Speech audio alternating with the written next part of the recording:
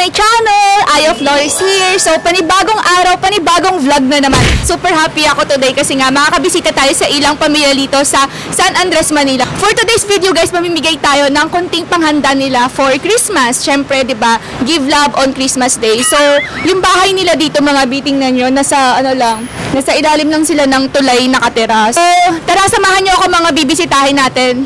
Puntahan natin yung bahay ni Ate Jonah. So, let's... Hi po! Merry Christmas! Ayan. Ano po yung pangalan nyo? Gloria Vicente. Ilan taon na po kayo, Tay? 48. 48. 78 po. 78. 78! Pagka nagsi-CR po kayo or naliligo, saan po kayo nagsi-CR? Sa maliit na inidor, yung inidor, yung boysing na, lalagyan. Pinapapon lang namin dyan sa... So, pag naliligo po, saan po kayo? Dyan lang sa may... Dito lang din. Tapos dyan kami... Inyo po? Natay ko po siya. Ano po yung nyo, pinagkakaabala nyo sa buhay? Wala naman po, ito, yan, medyo konting tumutulong lang sa barangay. Kayo po, saan po kayo? Dito rin po kayo? Dito rin po, opo. Sa loob naman po ako. Dito? So, doon lang siya sa loob? May bahay pa pala doon sa loob?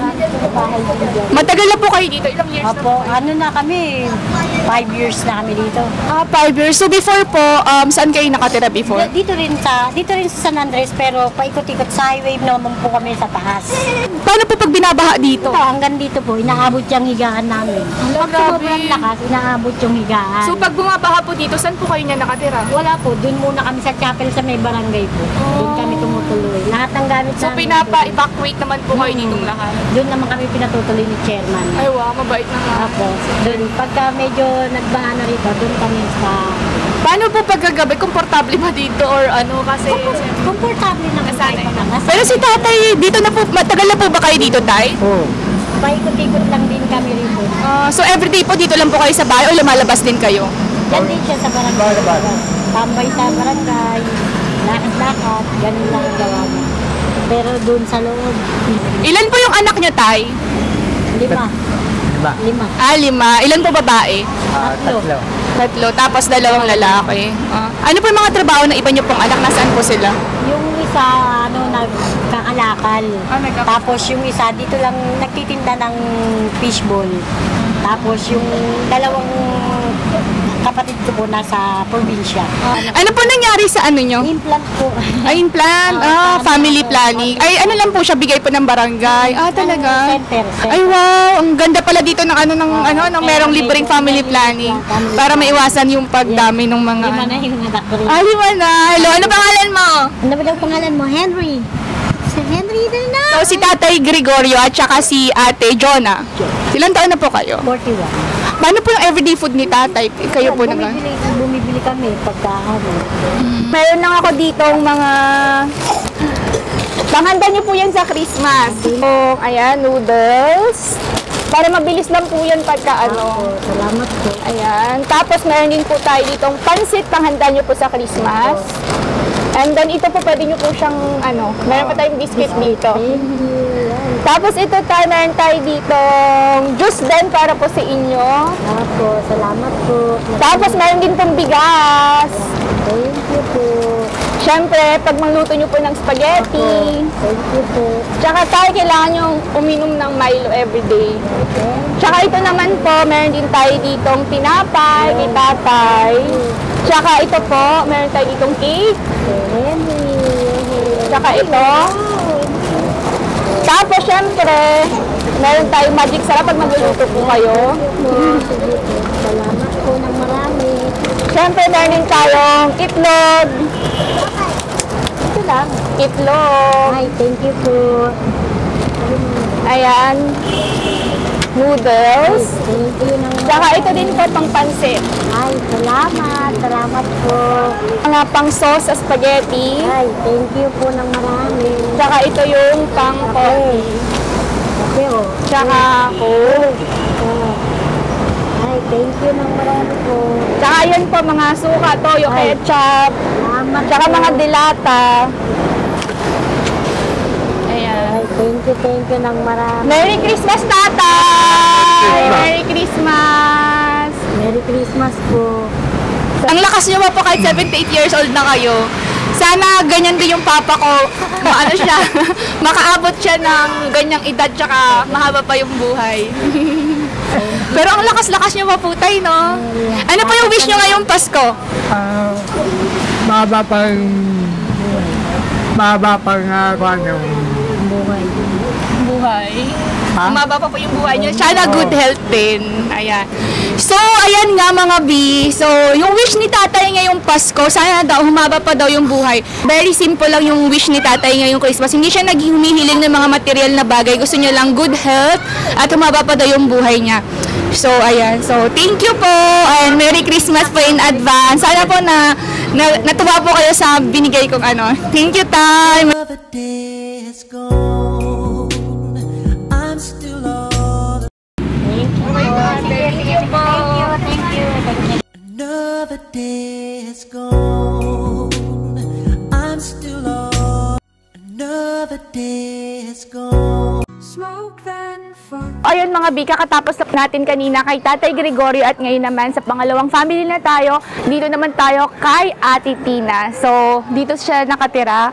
At dahil tayo dito din, syempre, panghanda niya sa Christmas. So, konti lang tong mga pinamili ko mga B, pero sana maging masaya siya. So, si Ate Tina kasi mga B, putulan siya ng paa last September lang kasi meron siyang diabetes. So, ang konting sugat, una daw muna, sugat lang daw yon, tapos biglang kinamot niya hanggang sa, parang nabubulo kasi yung pagka hindi pinutol. So hanggang sa, pagka hindi mo pinutol, tataas yun, diba? I'm so sad for her, pero sana mapasaya natin siya ngayong Pasko. So, let's go. Opo!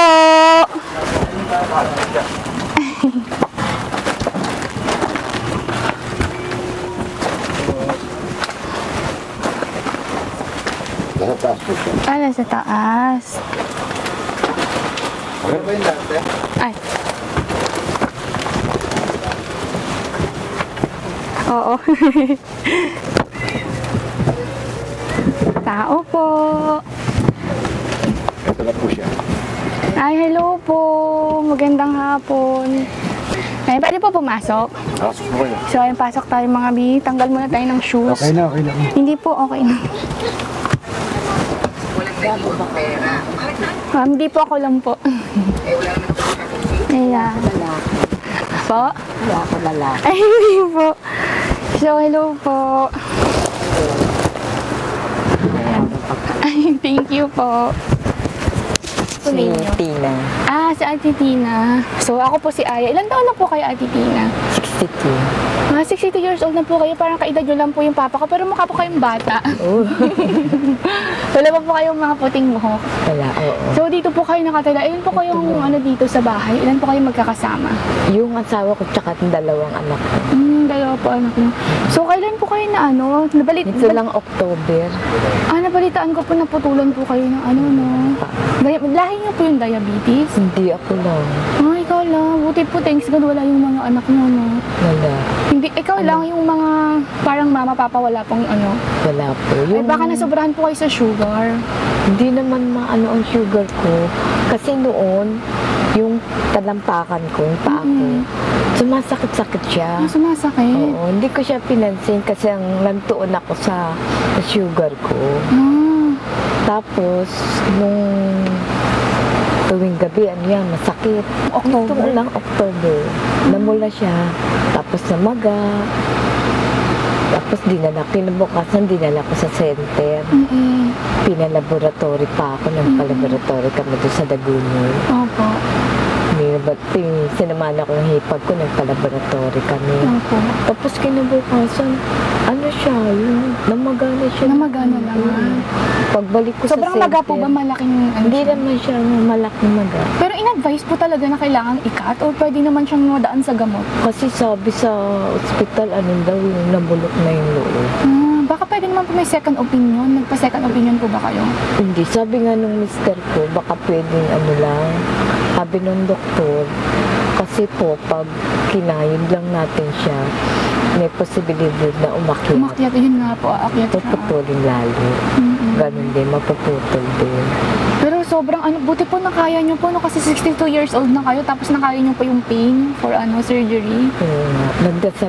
Oo. At least ano po, okay po kayo. Mas importante po is buhay po tayo. Nilakasan ko lang yung loob ko. Buti po ka nakaya nyo po na ano, no. Eh, ngayon po hindi na po kayo nakakalabas-labas katulad dati. Hindi, bihira na lang, pag linggo. Kahapon lumabas ako kasi So, pagka lumalabas po kayo, naka-ano po kayo? Kasi na, Naka-saklay or binubuhat po kayo? pagbaba dito, yung padaus-us ako sa handan, tapos nakasaklay. So, kailangan nyo po ng wheelchair dapat, no? Naka-wheelchair. May wheelchair po kayo? Binigay sa barangay. Okay, may wheelchair na naman po pala kayo. Konsehal. Buti po Anong kagagaling niya lang? Masakit pa po ba pagka hinahawakan? Hindi na. Kagagaling niya lang. Ito nga yung gitna, kasi nung minsan tumayo ako dito, bumagsak ako. Kaya yung gitna, malalim siya. Dapat po ano nyo po ulit.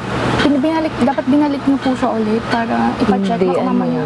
Hindi naman siya na pero dumugo siya. Dumugo. Pero yun Sabado, nung nabagsak ako, ayan, bumagsak sa akin yan. Dapat mag-iingat po kayo palagi. Sabi nga ng mga kapatid ko, kala may paaka pa. Tapos Monday, dinala namin sa ospital. Tinanggal na yung tahi. Nung pagkatanggalan na ng tahi, parang lalo siyang bumuka kasi natanggal yung tahi. Kaya ayan. Pero awa naman ng Diyos, gumaling na. Kasi ngayon lang po, October, bago pa lang, 2 months pa lang. Bali, nung November 5 lang, 1 month niya. Saan po kayong ospital Sa ospital na Maynila. Anong December 5, pangalawang buwan nila. December. Sa ospital na Maynila. So, dito lang po kayo lagi? Dito lang ako. Tapos yung dungawan ko, natakpan pa. Pwede naman po kayo lumabas pag may time po kayo, tapos doon lang po kayo nakaupo. Kaya lang kasi pag lalabas ako, hirap din sila. Kaya, dito na lang sa kaso, kailangan nyo rin po kasi diba? Makaano ng ibang tapos tanawin. Pagbababa, kailangan magdadiaper ako. Kasi hindi nyo pa po kasi kaya niya isaklay kasi pa lang po Kasi kapag siguro hindi pa ako makabalad sa kasi siyempre po parang ilang taon na po kayo pa 60 over years na naglalakad kayo ng normal, di ba? Parang baby po kayo ulit. Dami nga nagulat pag bigla akong gano'n. Hindi naman nagkasugat yung paa ko, bigla lang pala. Pero na-confirm po ba talaga na may diabetes kayo? First nyo po, hindi po kayo nagpa-second opinion sa ibang doktor? Talaga. Kasi na yun. Kinakapan nyo po dati yung paa nyo, may nararamdaman pa po kayo? Wala, kaya lang masakit siya sa gabi, kumikirot siya. Kasi yung ganun lang na ko. Kaya hindi ko akalain na biglang ganun. Ngayon, ang sugar ko ngayon, nasa 0.6, 7, hanggang 8.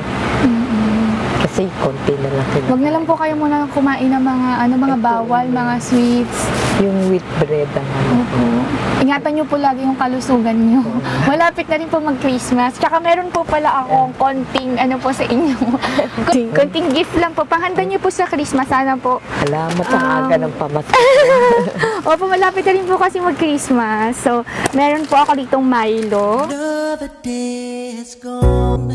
I'm still all alone. You're not here with me. Ayan. Then, meron din po tayo ditong bigas. Ayan. Kaya lang ang pwede sa akin, yung brown rice. Brown rice. Sige po, sa susunod po. Tapos ito pa, bigyan nyo na lang po sa mga bata. I can when you weren't there, when I didn't care for anyone but you. I swear. Check nyo po siya every time. Paano po siya? Ilalagay lang siya dyan. Sa isang araw, 2 beses, umaga at saka gabi. Pare po sa mga apo nyo po. Wala po akong apo. Ay, wala ko mga anak. Bata pa po yung anak nyo Oo. Yung panganay ko, lang, 27. And syempre, meron po tayo dito ang cookies. Pero, siguro, pwede siya.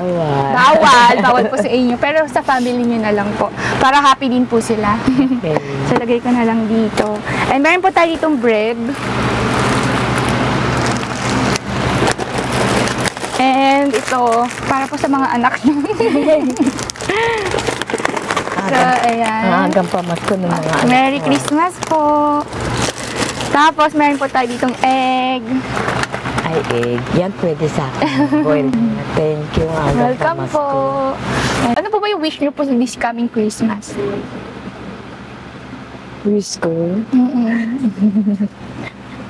Ano? Wala, tumagal pa. Opo. Sana humaba pa po yung buhay niyo. Oo nga eh. Sana ano po, yung good health po talaga. Lagi po kayong mag-iingat. Huwag Kasi po kayong... minsan parang may naanak na. Ay, huwag po kayong mahinaan ng loob pagka... Tapos i-release ko sana kahit Pasko, abutin ko. Isipin niyo na lang po, mas madami pa po diyang mga may kapansanan nga po, di ba? Pero ang dami po nilang mga ginagawa. Kasi kayo po kasi, bago pa lang po ngayon po, malay niyo po after po itong taon na to, next year, di ba? Makaka-recover na po kayo niyan. Siyempre, kailangan niyo lang po talaga is acceptance. Nakonsensya nga ako pag yung anak ko lalaki. Lalaban, mawala ng hangin, magsasampay ako.